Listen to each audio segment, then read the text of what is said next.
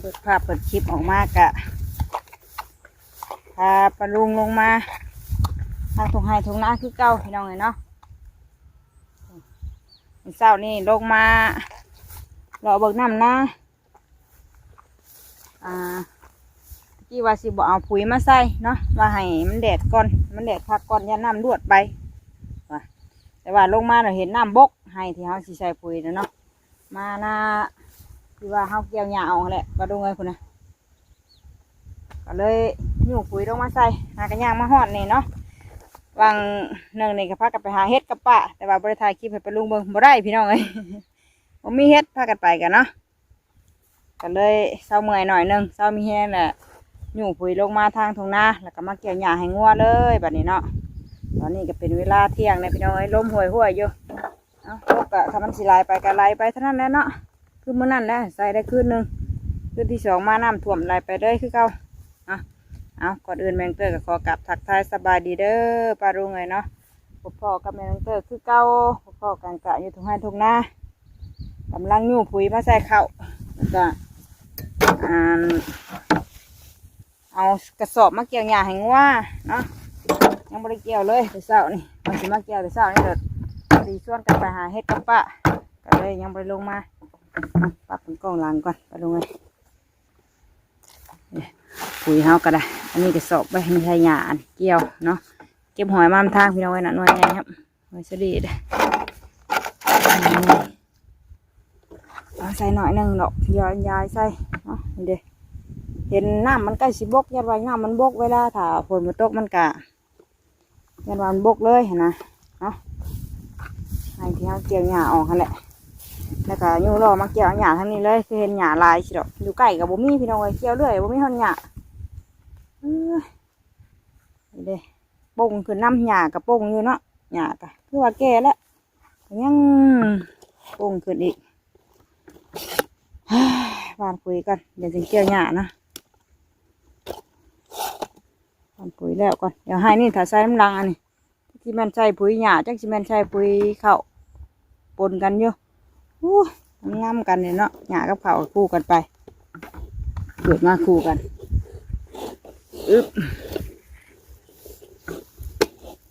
ขากล้องกะเห็นหรือบ่มาดูไงก่อน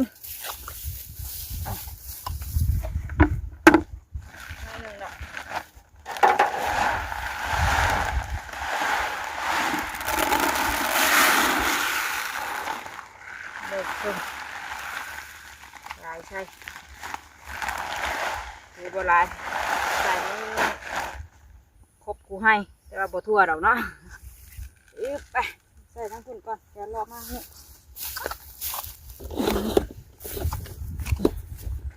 หน้าบ่เพียงกันน้ำอยากบกเลยทางหนึ่งยังลายอยู่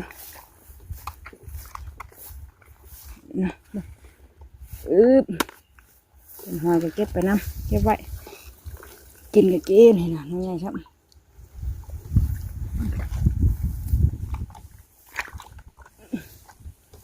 ตัวหยาแก่แล้วนี่สิบโป่งเตะตัวหยากระป่งอยู่เขาโป่งหยากระป่งเนาะนี่หอยเงินนี่ก็ได้หอยไปน้ำ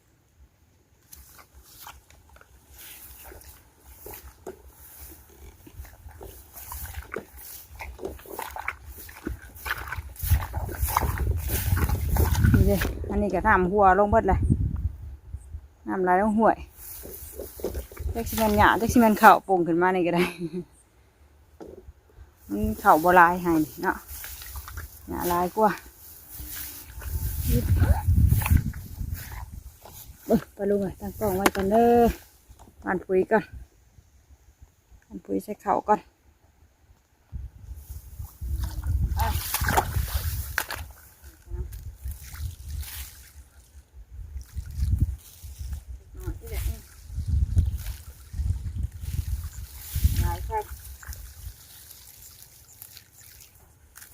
ทั่วไปกับบัวทั่วแหละ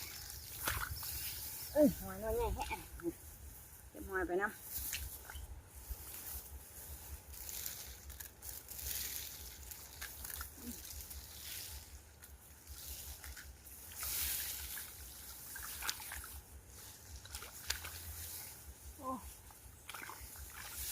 ห้วยมันบ่อยากขึ้นนะครับผมประตูพี่น้อยนะมันนี่ครับ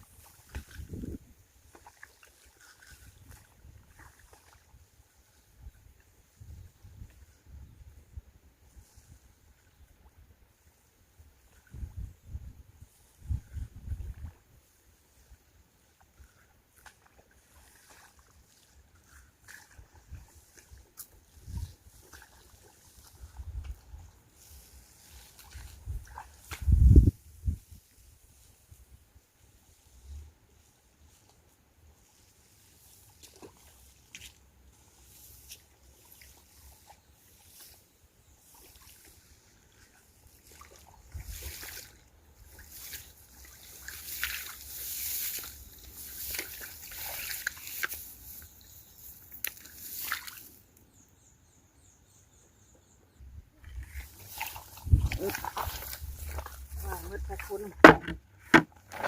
ทั่วประทั่วเดี๋ยวยามันหลายแท้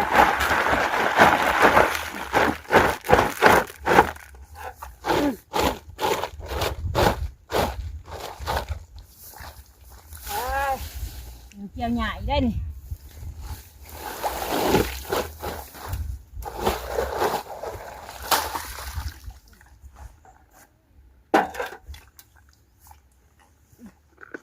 หนึ่งวันนี้ปลาลุงเนาะตัวอยู่บ้านพี่ใส่ก่อนเบิด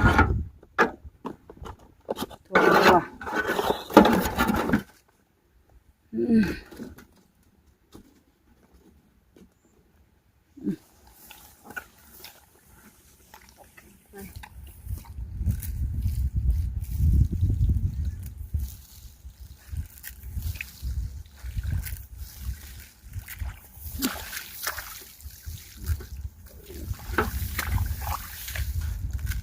ตัวคัก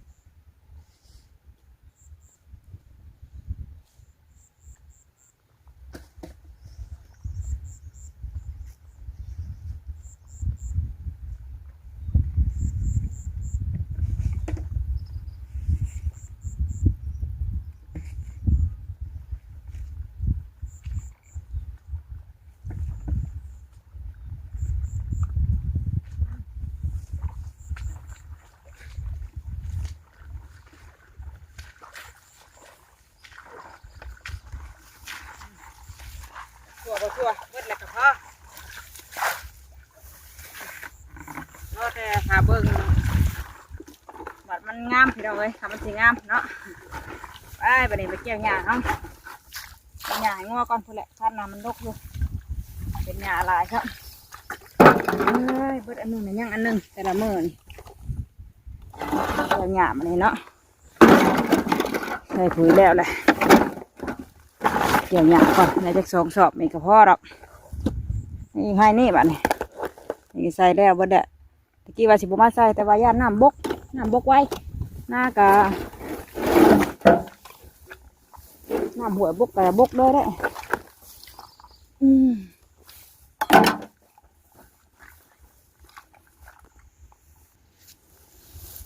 บ้านปุ๋ยสึกอะหอยได้พวกได้หลายพี่น้องไว้พวกนี้เก็บเอาน้ำให้หน้าได้เก็บเอาตอนบ้านปุ๋ยกิน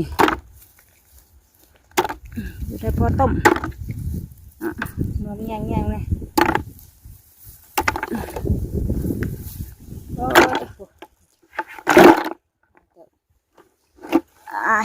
เดี๋ยวหญ้าก้อนมันเนาะ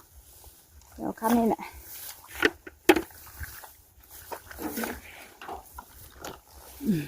นี่หญ้าลกอยู่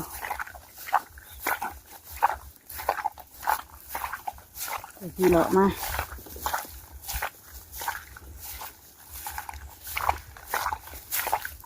นี่อะไรซะ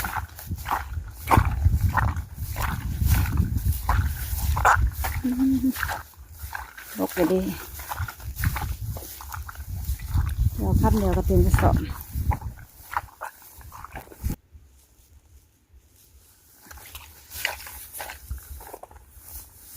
เกี่ยหญ้าก่อนพี่น้องเลยบัดนี้น้ำท่วมมันจะกินอยู่บ่เนาะกินแล้วมันหิวเนื้อก็ได้ไม่อยากกิน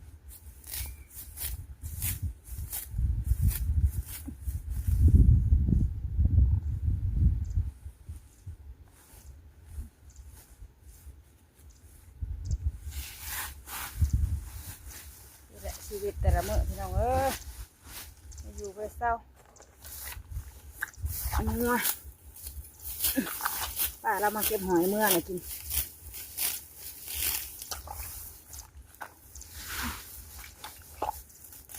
มาใส่ถุงมือบดเกี่ยวจับเนี่ยเกี่ยวเนี่ยมันหยาบะ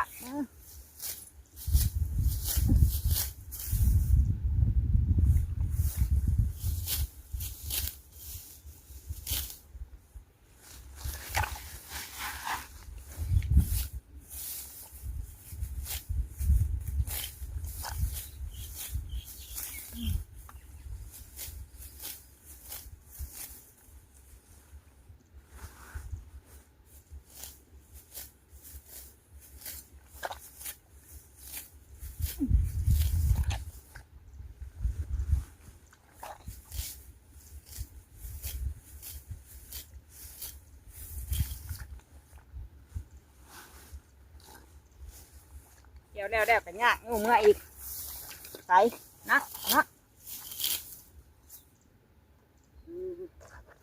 ห่อนดิพี่น้อยเอาฝนตกอีกบ่ได้แดดพอดีมุกเท่านี่แหละแต่ว่ามันห้อน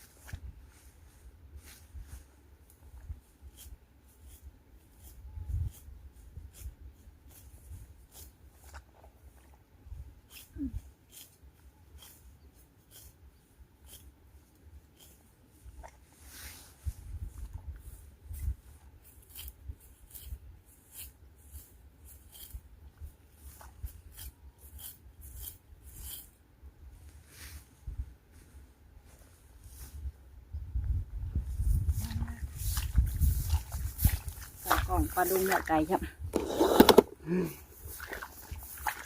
ได้อยู่บ่2 สอบนี่เพื่อวานปุ๋ยแล้วรถคืออยากกินน้ำแท้บัดนี้เอาน้ำเขาลงมาซะบุคือตอนเขาเกี่ยวตอนช่วงฝนตกลิ้นนั่นเนาะฝนตกลิ้นเลย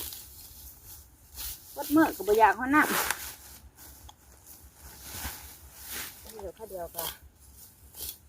กินน้ำแล้วมันเด็ด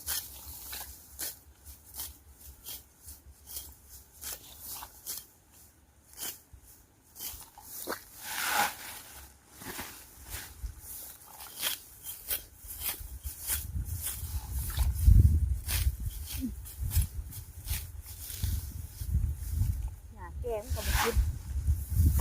เกี่ยวหญ้าอ่อน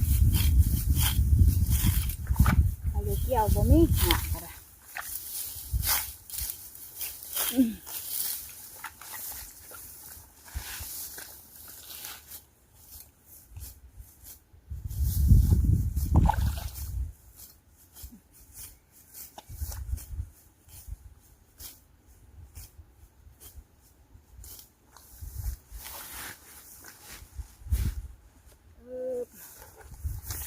กองไว้เห็นแต่หัวพี่น้องไว้เห็นแต่อันแข้งไปสั่นอย่าแมงเตยสิจบคลิปก่อนเนาะเดี๋ยวเกี่ยวหญ้าพ่อกระสอบนี่2 สอบพ่อเนาะเด็กสิพ่อหรือบ่แหละพี่น้องคือคิดจากน้ำแห้งแท้เกี่ยวหญ้าก่อนเด้อปลาลุงเลยคลิปนี้ก็บ่มีอย่างไรมันจะปุ๋ยเขาเอามาเกี่ยวหญ้าให้งัวเลยเนาะหญ้ากระลกอยู่ขนาดนี่เกี่ยวแถวนี้แหละเอาไปเมื่อไกลเตะได้เพื่อสิมาหอนเพื่อนกันเนาะไปสำหรับคลิปนี้ลาพี่ลาน้องประเทศจำนี้ก่อนให้พ่อกระดีคลิปหน้าขอบคุณกำลังใจให้มันเจอที่เก่าคือเดิมเนาะที่สำคัญกระบวนโฆษณาให้เด้อปลาลุงเลยสำหรับคลิปนี้ไปแล้วสบายดีไปหยาก่อน